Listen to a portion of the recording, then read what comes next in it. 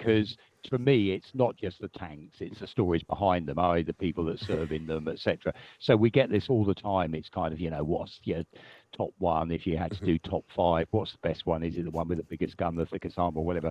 All tosh, of course, because the best tank, as we're seeing in the Ukraine at the moment, is the one with the best crew in it. What is it about your tanks and your chatting about them that makes them so popular, do you think? I think we are talking recently. We've been doing a fair bit on things like what's going on in the Ukraine, is the tank dead, all those sorts of stories. So we've tried to keep some of that topical. But I think in the longer run, there's a sort of desire for one of the words used sometimes, authenticity. There's a lot on YouTube and out there, of course, which is fast, in your face, very ephemeral. If you look at some of our films we've done, they're quite, and I use this word, boring. They're for the nerd. We go into a lot a lot of detail. They're for, we know the audience we're aiming at. It's boring middle-aged blokes like myself. And if you don't mind me saying so, Robert. Yeah, I'm responsible for some of those 100 million views. I think the Fury film, Brad Pitt might have had an influence as well. There was a tiger in that. Have you got isn't the last surviving tiger at your? Is that the one at your museum? Did you wheel that out for that film?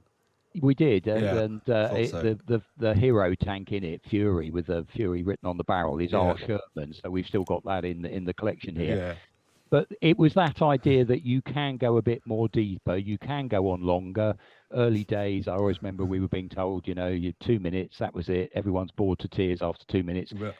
We've got videos on there over an hour. Yeah. But it's not true. I mean, look at TED Talks online. Yeah. I mean, But I think that's because originally, Alice, when people were talking about, you were watching it on your phone, people thought nothing more than 2 minutes.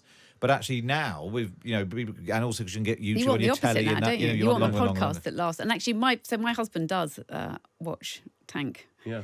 YouTube, Good and lad. we have actually been past the museum, and he has been to the museum with 2 of our children. Yeah. The other 2 have rebelled you like me. excused yourself. Yeah, I'm not.